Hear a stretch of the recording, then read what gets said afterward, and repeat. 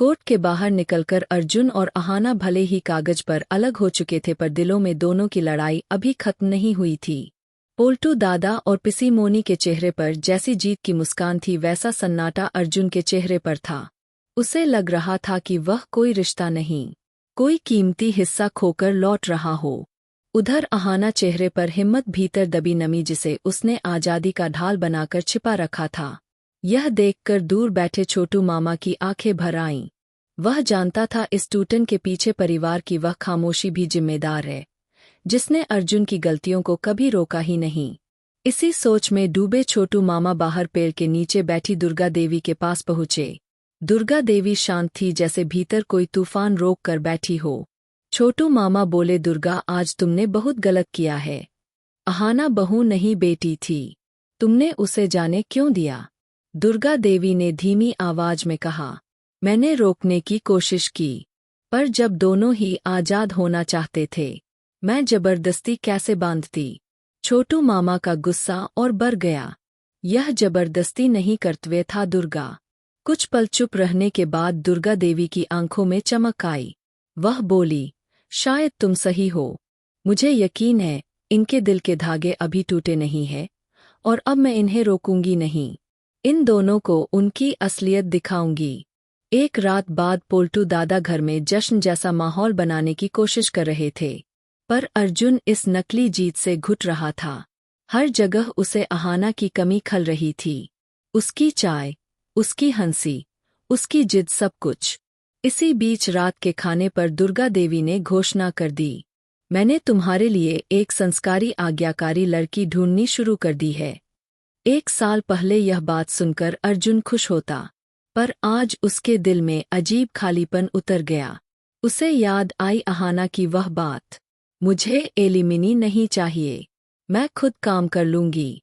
अर्जुन जानता था अहाना ने पैसे पर नहीं अपने आत्मसम्मान पर भरोसा किया था। दुर्गा देवी का पहला प्लान शुरू हुआ। उन्होंने अर्जुन और एक लड़की लता की मुलाकात उसी कैफे में तय कर दी, जहां उन्होंने छोटू मामा और अहाना को भी बुलाया। छोटू मामा को लगा यह सिर्फ कागजों पर बात करने के लिए है। कुछ देर बाद अहाना एक साधारण सूती साड़ी में कैफे में दाखिल हुई। जैसे ही उसकी नजरें सामने की टेबल पर गई जहां अर्जुन लता से बातें कर रहा था, उसके कदम रुक गए। यह दृश्य उसके दिल पर बिजली की तरह गिरा। उसकी आंखें भर आई। जिस रिश्ते को बचाने के लिए उसने लड़ाई नहीं चुनी, उसे अर्जुन ने इतनी जल्दी बदल दिया। वह कैफे से बाहर भागी। उसकी आंखों से आंसू थम नहीं रहे थे। अर्जुन उसे देखता रह गया। लता, कैफे, माँ, सब भुलाकर कैफे के बाहर हादसा। अहाना दौड़ते हुए सड़क पर फिसल कर गिर गई। उसके घुटने और हथेलियां बुरी तरह छिल गई। दर्द से उसकी चीख निकल गई। यह देखकर अर्जुन का पूरा अस्तित्व हिल गया। तलाक का कागज, गुस्सा, अहंकार सब मिट गया। वह दौड़ कर पहुंचा। अहाना, तुम ठीक हो? अहाना कुछ बोल पाती उससे पहले अर्जुन ने उसे अपनी गोद में उठा लिया और छोटू मामा के घर की तरफ भागा। छोटू मामा यह देखकर हैरान रह गए। अर्जुन की आंखों में वही प्रेम था जिसने 1 साल पहले इस रिश्ते को जन्म दिया था। छोटू मामा के घर अर्जुन ने अहाना की चोट साफ की दवाई लगाई, उसके लिए चाय बनाई। अहाना ने कांपती आवाज में कहा, मुझे लगा आपको मेरी परवाह नहीं रही। अर्जुन ने उसकी आंखों में आंखें डालकर कहा, क्या सचमुच तुम मानती हो कि मैं तुम्हें इतनी जल्दी भूल सकता हूँ? तलाक मेरा अहंकार था, दिल तो तुम ही हो। अहाना, उनकी आंखें मिली और दोनों समझ गए कि एक दूसरे के बिना वे अधूरे। यह दोनों का सबसे सच्चा पल था, जहां कोई लड़ाई नहीं, कोई गलतफहमी नहीं, सिर्फ प्रेम था। दूसरी ओर कैफे में दुर्गा देवी। उन्होंने पूरा दृश्य अपनी आंखों से देखा था। अर्जुन का अहाना को गोद में उठाकर भागना उनके दिल ने कह दिया था, यह रिश्ता अभी टूटा नहीं है। छोटू मामा ने जब घर आकर सब बताया तो दुर्गा देवी ने राहत की सांस ली।